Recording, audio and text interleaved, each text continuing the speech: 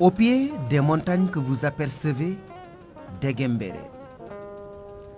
La localité est nichée ici à quelques 700 km au nord-est de Bamako, région de Mopti, cercle de Bandiagara. Nous sommes en pays Dogon.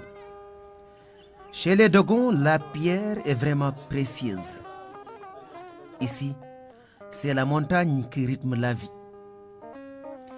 Mais loin d'une simple commodité ou amour pour l'altitude, habiter en hauteur est surtout stratégique pour le peuple Dogon.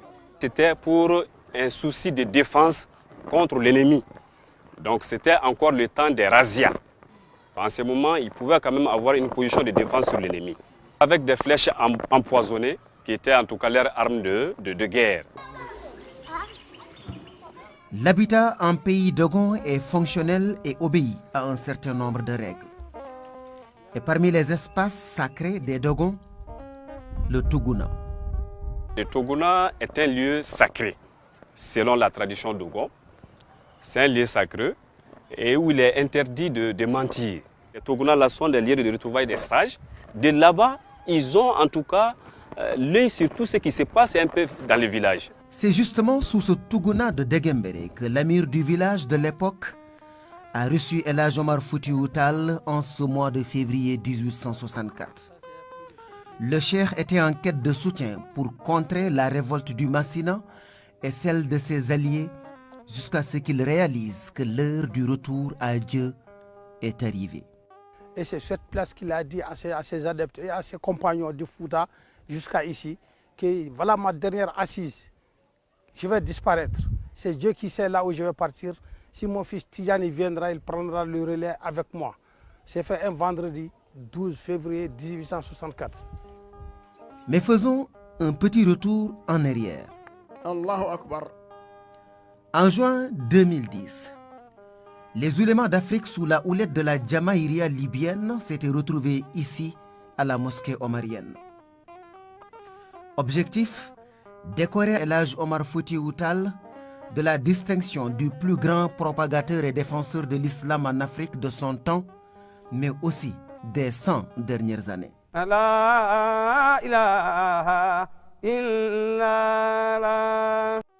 Voilà, en termes simples, résumer les dimensions de ce géant de l'histoire africaine. Mais en fait, qui était El Hadj Omar Foutiyou Tall? Pour le biographe, Omar de Seydou Tall et de Sokhna Adama Aïssé est né à Alwar dans le Podor vers 1795. Dès le bas âge, Omar Seydou Tall fait son entrée à l'école coranique, ce qui est normal dans un Fouta Toro où, comme l'a souligné un historien, en chaque habitant sommeille un marabout.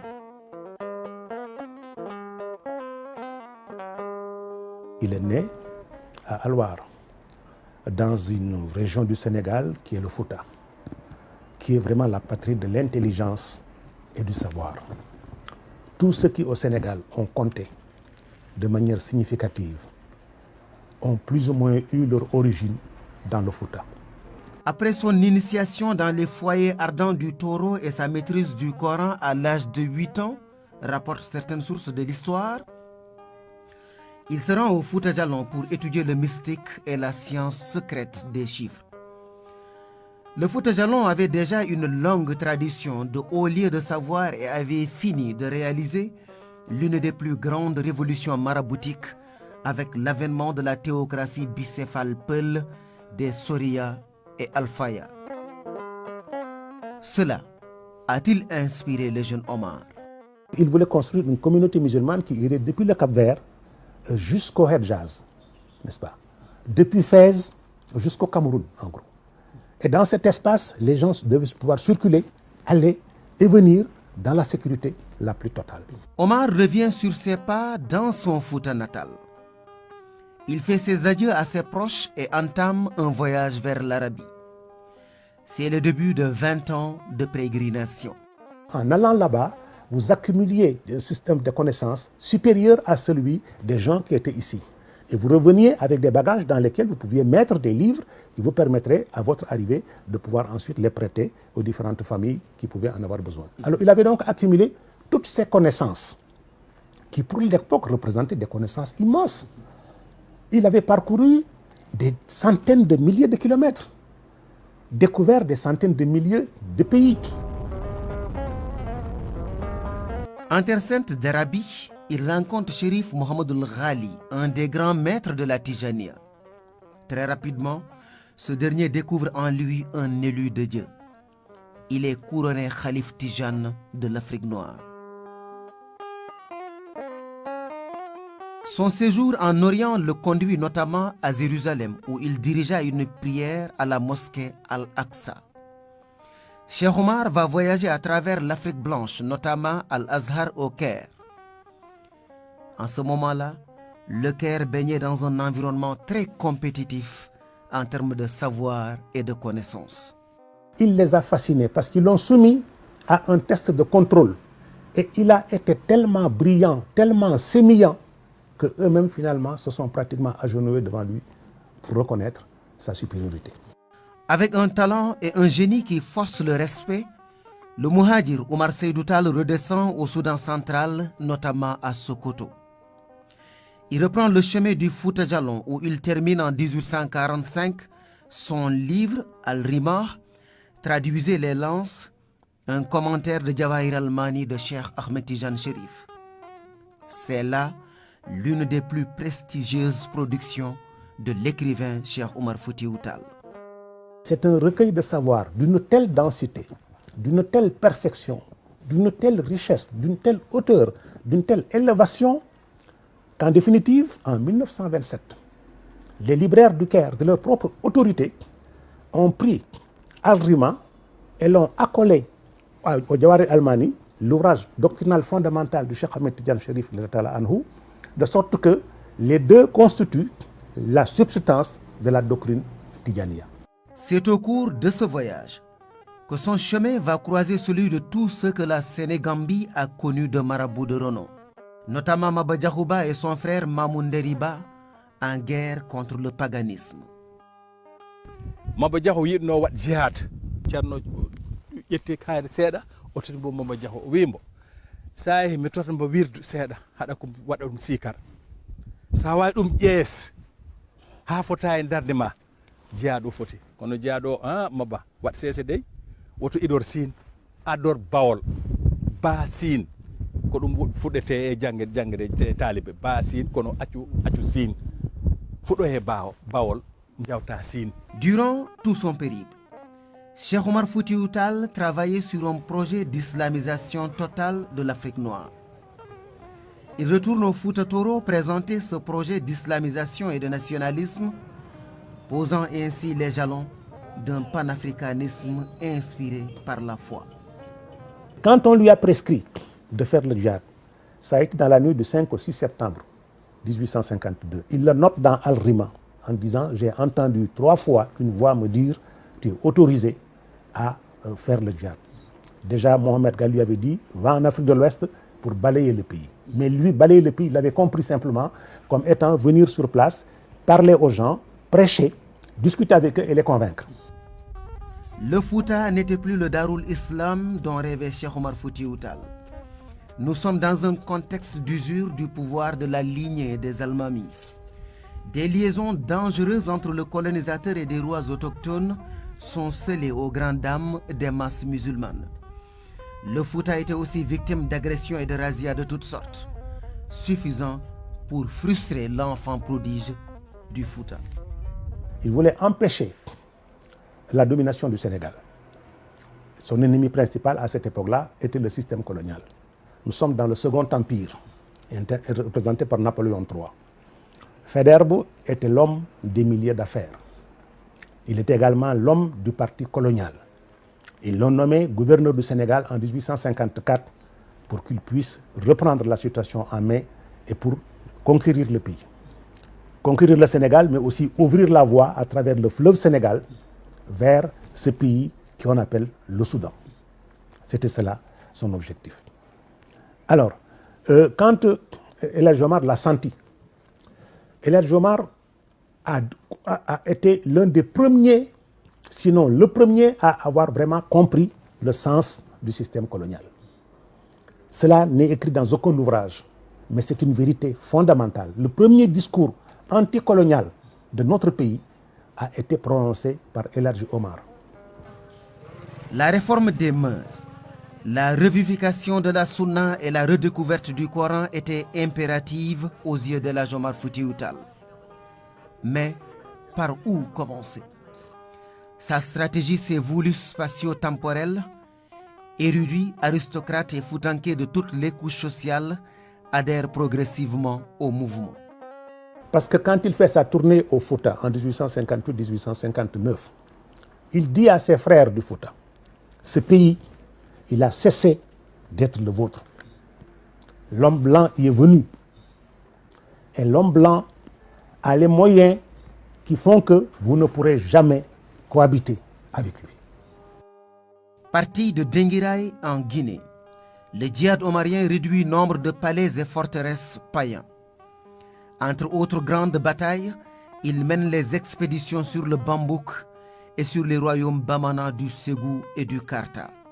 Pour Cheikh El Hadji Omar ne ko jeenay Tamba, Goufoudé, Bambouk, Karta, Kingi, Khaso, Woytala, Thiayawal et Degembere.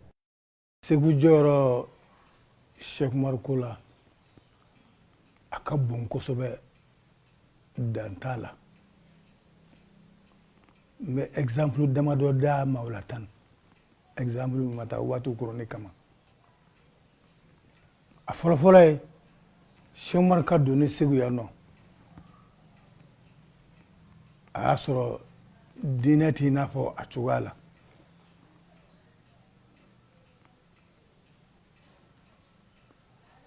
Diinɛ ta cogoya si la hali n'a sɔrɔ diinɛ tun bɛ yan a kun jɛngɛnen don dɔɔnin nka Cheikh Oumar donnen yan nɔ a y'a tilen cɔ ye a bɛ don a don min na a ma maa ka nafolo bɔsi a ma maa muso bɔsi a ma maa den minɛ i la a ma maa ka foro minɛ i na a ye fɛn min di maaw ma a ko ashhadu an la ilaha illallah ashhadu anna muhammadan rasulullah a y'o de jira maaw la. Le Muhajir signe ainsi son entrée dans l'histoire des grands hommes, grands au sens de Dieu. Toujours parmi les grandes batailles livrées par El Hadji Omar Foutiyou Tall, les campagnes de Médine en 1857 contre l'alliance des Khassonké et des Français, et 5 ans plus tard, la soumission de l'Empire Peul du Massina avec la prise de Hamdallaye, précisément en 1863. L'Empire a été fondé en 1818 après une guerre victorieuse contre le royaume Bambara du Ségou. C'est fait en Nkouma, où ils ont résidé 2 ans. Après consultation de Sékou Amadou et Guéladjo, il a promis de quitter et venir s'installer à Hamdallaye, où l'Empire est arrivé à son apogée. L'Empire Peul du Massina était une théocratie administrée selon le modèle islamique. Au moment de l'expédition, sa capitale Hamdallaye brillait de 1000 feux. La capitale allait jusqu'à, d'autres disent, de 800 à 1 million d'habitants. Parce que si on tient compte aussi, à l'époque, la mosquée, à tout moment de prière, il y avait 3000 fidèles. Qu'est-ce qui pouvait donc opposer ces deux frères de sang et de religion? El Hadji Omar, il a combattu Ségou. Il y a le guerrier, le roi de Ségou, il a fui. C'était Ali Ouaitala. Il a fui pour venir se réfugier à Hamdallaye. El Hadji Omar a écrit à Amadou Amadou. Il y a mon taureau qui a fui. Il est venu se réfugier chez toi. Rends-le-moi. Il dit, ce n'est plus un taureau, il est devenu musulman. Lorsqu'il est venu, il a demandé l'hospitalité. Amadou lui dit, il faut prier d'abord. Incident de l'histoire et mystère de la prédestination. L'affrontement aura quand même lieu. Il s'ensuit une contre-offensive qui va durement éprouver les Sofa omariens. C'est Balobo Bokari qui l'a siégé ici 6 mois. qui était le général d'armée de Hamdallah. Il est sorti de là, il est parti sur Deguembéré.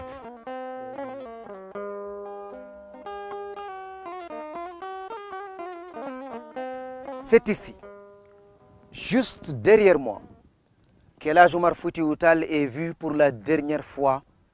Nous sommes le vendredi 12 février 1864. Ce vendredi-là, il disparaît mystérieusement dans cette grotte, dans les falaises de Bandiagara et précisément à Deguembéré. Il disparaît après avoir bâti une communauté sur plus de 300 000 km², dont la seule devise est la ilaha illallah, une pratique parfaite de l'islam telle qu'elle est faite aujourd'hui ici, dans cette partie du Mali, en plein pays d'Ogo.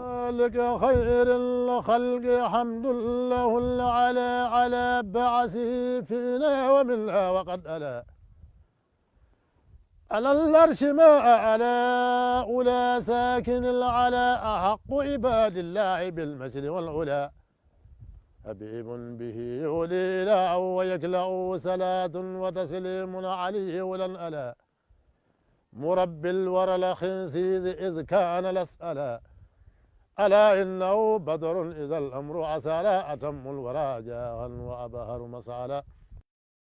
L'armée du Massina était en bas. Il observait l'armée du Massina en bas. Ses adeptes étaient en haut. Mais quand il est venu devant la grotte, il a laissé l'armée d'aller se défendre. Et quand il disparaît, il avait 11 personnes qui ont considéré sa disparition, dont 3 de ses enfants, Maki, Mahi et Hadi. Et une femme qui montait avec de l'eau pour le village de Deguembéré qui était en haut, qui s'appelle Yendi. Sur ces images, les falaises de Bandiagara. Au milieu de la chaîne de montagnes qui ceinture Deguembéré, une colline s'illustre par sa couleur blanche et se différencie des autres rochers dominés par la couleur noire. Cet éclat, déjà visible à distance, se renforce au fur et à mesure que l'on s'approche des blocs de pierre. À 200 ou 500 mètres, tu fais remarque, là où El Hadj Omar a disparu, était une montagne très claire qui est déjà éclaircie par la spécialité d'El Hadj Omar et par le savanisme. Et les autres montagnes sont restées noires parce que Dieu les a créées comme ça, il ne peut pas changer. Mais si Dieu avait fait que El Hadj Omar avait monté sur une de ces montagnes qui n'est pas cette montagne-là, ça allait être très clair aussi.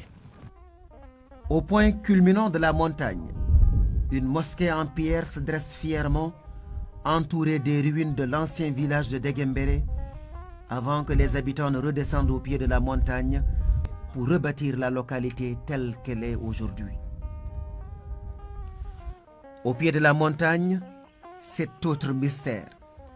Une source d'eau douce jaillit des entrailles des collines pour donner au paysage un caractère paradisiaque.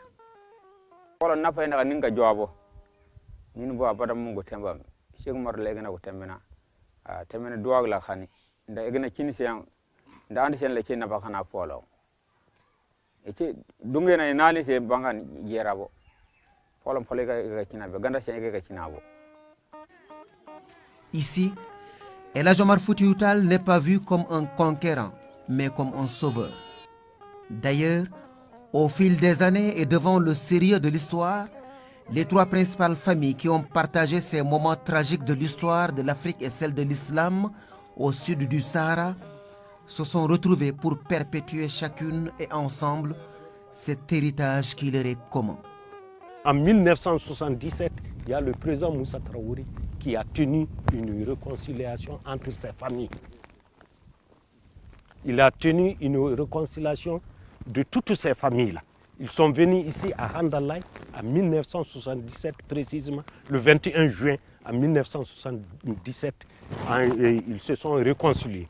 En matière musulmane, vous avez droit de pardonner les péchés de vos grands-pères. Donc si c'est pardonné, l'islam admet ça.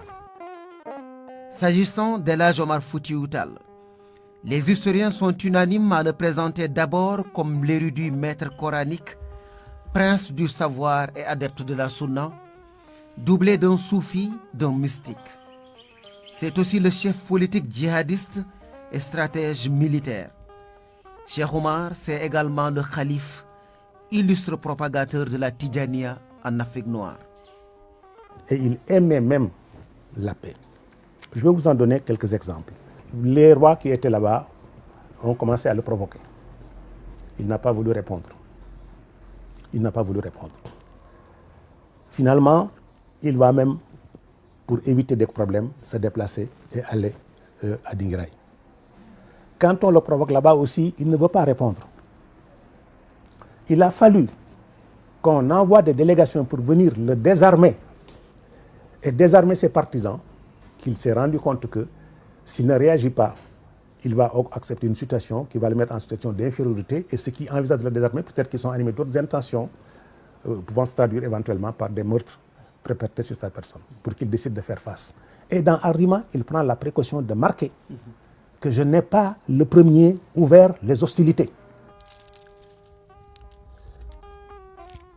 Le flambeau omarien, repris dès les premières heures qui ont suivi sa disparition par son neveu Tidjani Amadou, le flambeau donc va traverser des âges, transcender nombre de clivages pour s'imposer comme un modèle de nationalisme, de résistance et de projet politique jamais égalé en Afrique noire. El Hadji Omar a été respecté au plan national et international, et sa dimension intellectuelle dépasse tout ce que le 19e siècle africain a connu. Il n'y a pas dans le milieu africain au 19e siècle quelqu'un qui ait eu une dimension intellectuelle et universitaire égale à celle de Cheikh Omar. Il a fait, pendant son voyage à la Mecque, 20 ans d'études, d'observation, de notes, n'est-ce pas, d'apprentissage, qui lui ont permis de connaître des civilisations différentes, des régimes politiques différents, des pays différents, des cultures différentes. Il était polyglotte, il parlait plusieurs langues, hein? Il maîtrisait beaucoup de savoirs, il a pris femme dans différentes ethnies.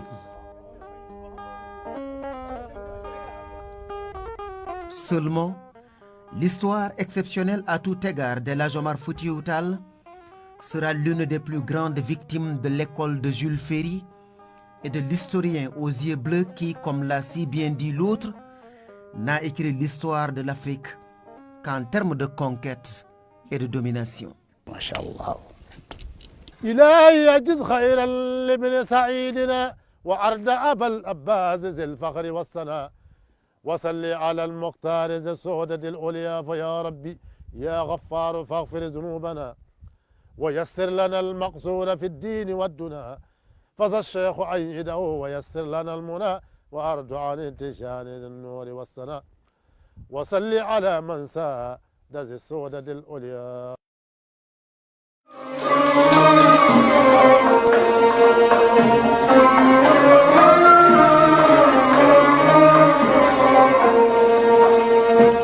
ولد الهدى